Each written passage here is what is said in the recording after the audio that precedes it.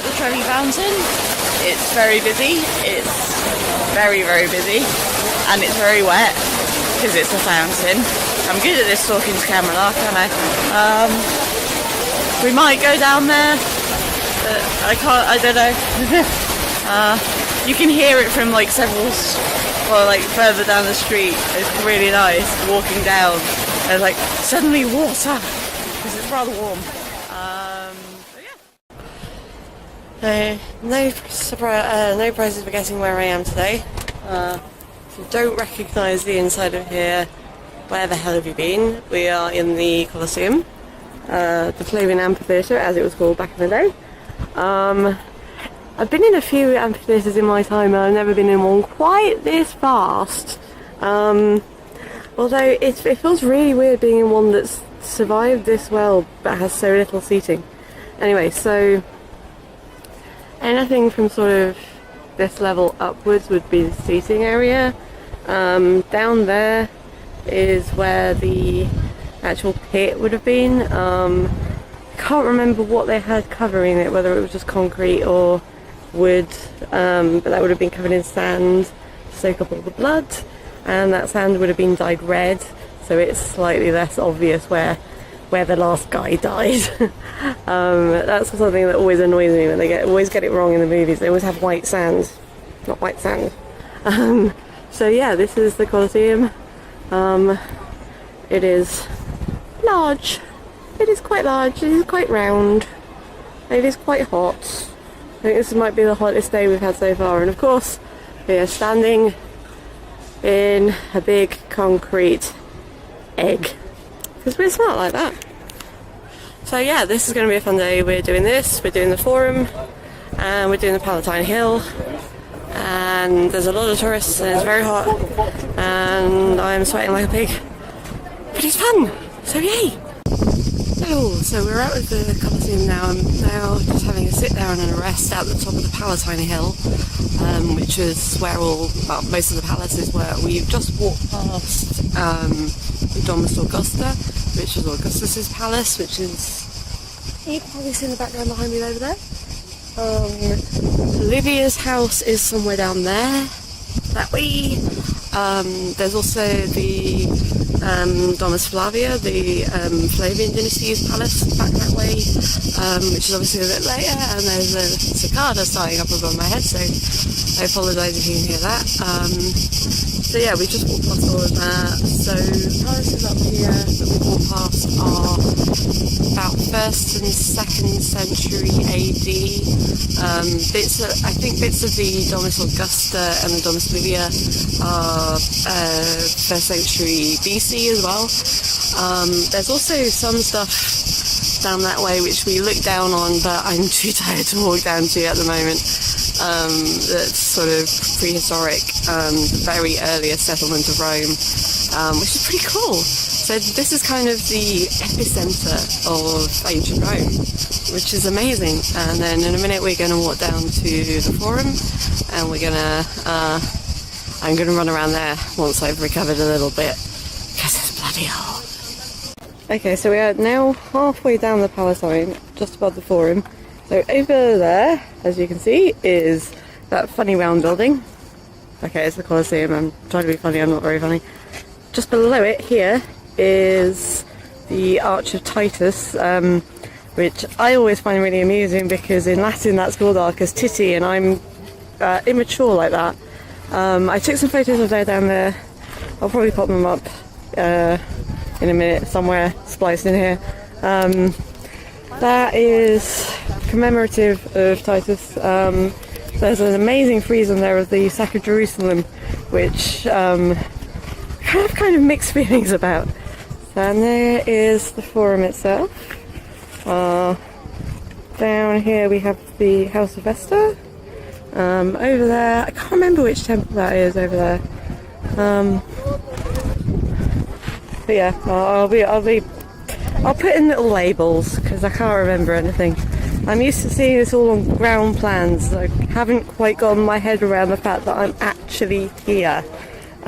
I used to know all the ground plans of this ridiculous site off the top of my head. I used to have to label them and test and all sorts of nonsense. And at one stage, I used to know not only the forum as it is now, but the forum as it was in the 1st century BC, then 1st century AD, and then 2nd century AD. So I've spent a lot of time looking at pictures of this place on pieces of paper. I spent the best part of a decade studying this place, and it's kind of amazing to actually be here. It's a lot less flat than I imagined it. So this is the remains of the Temple of Vesta, the teeny tiny circular temple where the Vestal Virgins used to tend the sacred flame 24/7, 365 days a year. They would have a flame burning in there, and if it went out they would be effectively executed. A couple of Vestals were a couple of Vestals that I know of, there's definitely one or two, were executed. They were basically paraded through the streets and then buried alive. But they you know, when they took it on, they all knew that was what would happen. But this is like the very centre of Rome. This is so cool. This is like the heart of Rome. Vesta was the goddess of the hearth. This is the hearth of the city. So cool! And then this is the house of the Vestals. This would have been the atrium area, the sort of central courtyard. And then I think there are rooms on either side. I can't remember. They've got these lovely statues. And thankfully they didn't have far to walk to get to work, but still, hell of a job. Good women. They would be chosen very early on. They're usually girls from very rich families, but only a set number of girls would be chosen. They'd be chosen when they're about 9, 10, 12, something like that, and then spend the rest of their childhood learning all the rituals that they needed to do. And then eventually they would retire, be incredibly wealthy, maybe even get married. They'd be quite a catch because they'd be very wealthy, very powerful. They'd get special seats at events like at the Colosseum or at the Circus Maximus or at the theatre, and they were probably the most powerful women in Rome aside from the imperial family themselves. I really love the Vestals, they're so cool. Okay, so this doesn't look very impressive, but this is really, really cool. This is the remains of the Temple of Julius Caesar, which was built by Augustus in the sort of early years of his reign. This is the beginning of the imperial cult right here. After Augustus had his adopted dad, Julius Caesar, deified, he built this temple. It's sort of across the way over there somewhere is Caesar's temple to Venus Genetrix, which is Venus, my ancestor, because he genuinely believed he was descended from Venus herself. And so this is the first ever cult site to a deified emperor. But this is really cool. So this rather plain looking rock, which is covered in coins and bits of crap, is the altar to Julius Caesar. This is the first imperial cult altar, excluding obviously the Venus Genetrix, but she was sort of, yeah, she wasn't quite an imperial cult deity, whereas this is the start of the imperial cult. Oh my god, this is so cool. So guess where we're at today? We're actually in Vatican City, which is technically a different country, but only technically, because you don't need a passport or anything like that. That is St. Peter's Basilica.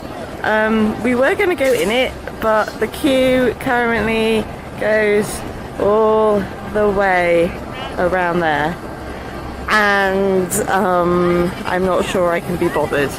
But this is St. Peter's Square. I don't know very much about it, to be honest. I'm not really that good with Catholicism or Christianity that's any later than Constantine. So, but yeah, we were in the Vatican, where all the Pope does his popery. No, that's not the word. So we're now halfway up the Castello San Angelo, which was the Pope's hidey hole when he was being attacked by, say, the Holy Roman Empire or something. There was like a little passage you scurry along, and the views up here are amazing. We haven't even got to the top. Quite tired, you have to go up lots of stairs, and I'm lazy, and it's towards the end of the holiday, and I'm lazy, and I'm fat, and I'm lazy. I'm going to stop talking and have my drink, because there's a bar up here. Hello.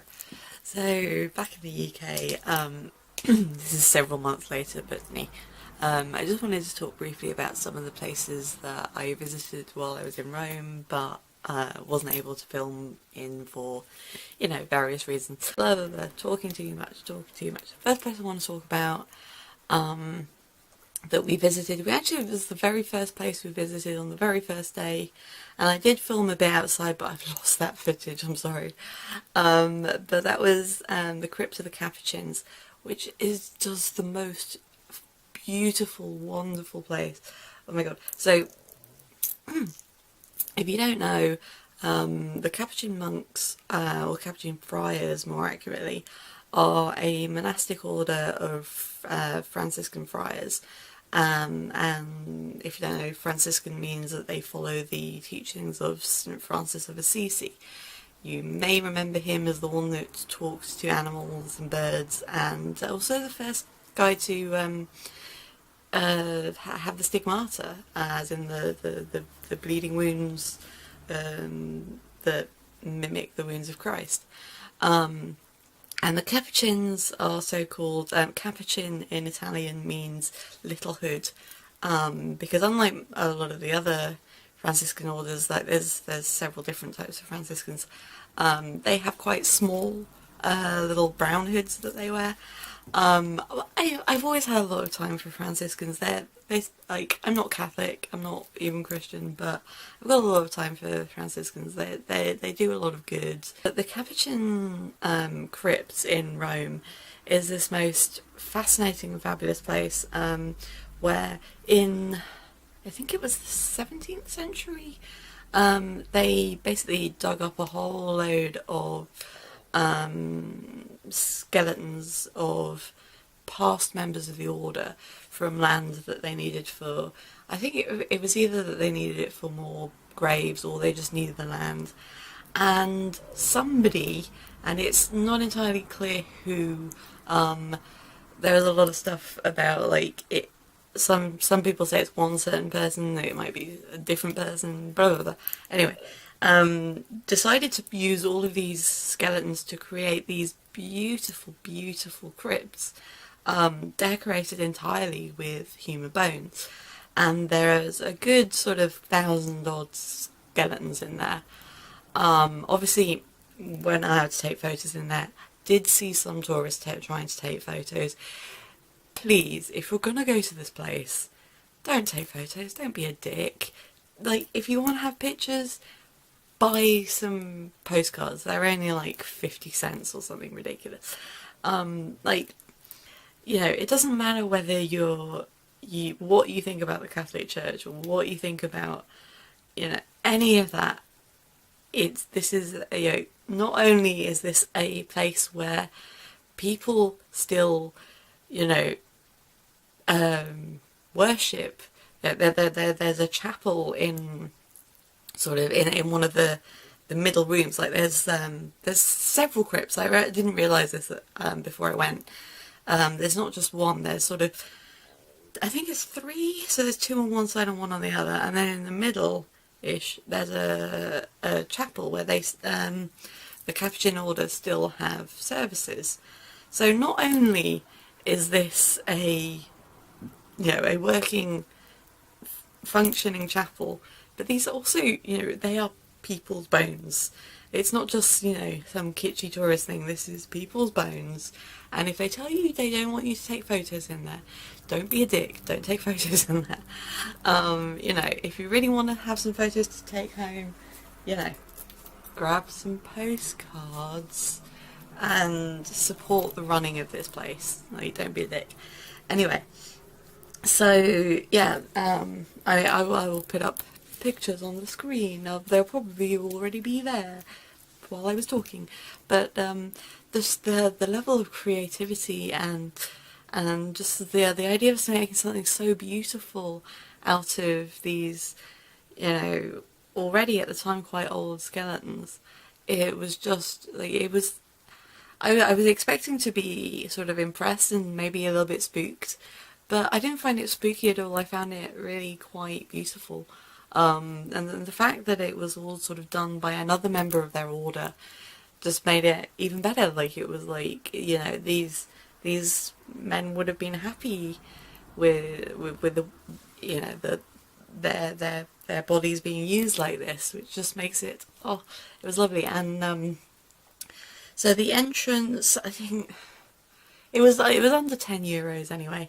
And admittedly, you know, the don't go expecting, you know, a huge place. These are, you know, 3 or 4. They're not small rooms, but they are, you know, rooms. They're not like big vaults or anything like that. But you do also get free access to, when it's open, you can go to their church, which is sort of above. And you also, in order to get through to the crypts, there's this charming little museum, which is just sort of all about the Capuchins themselves, their order, their history. It was genuinely actually really worth it. Like, I wasn't expecting the museum to be very good, but it was really interesting. I highly recommend, if you are thinking of getting the little audio guide thingies. There are birds outside my window. They're being very noisy, I'm sorry. The audio guide for the Capuchin Museum was really charming because it had, like, it was done as a sort of dialogue between, you know, a novice monk and a tourist, which was really sweet. So it was all done from the point of view of this guy, this outsider, or, you know, the guy within the order. So it was all talking about their beliefs and everything. And it really did put you in the right frame of mind when you then walk through the threshold into the crypts themselves. Like, it really helped. And although you know, as I said, I've got a lot of respect for Franciscans, I didn't really know that much about them and their beliefs. So it was really interesting for me, sort of going around and looking at all of the, you know, either the stuff they've made or stuff about their saints and particular, like, notable members of their order and things. And there are a couple of really beautiful paintings in the museum as well, including a Caravaggio, beautiful Caravaggio painting of St. Francis, sort of sitting in a cave with a skull and a cross, and the light is sort of streaming down in the way that only Caravaggio can do. You know, because, like, death and skulls and things seem to be a thing within their order, which made it even more perfect that they made these beautiful things out of, you know, their own mortal remains. So yeah, that was probably one of my favourite places to visit in Rome, and I highly recommend it.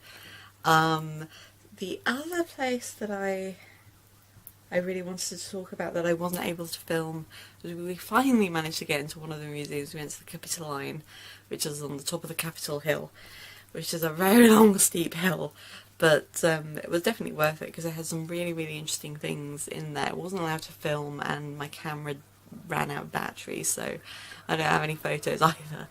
But they had a really nice collection. They had some really famous pieces, including, you know, that one famous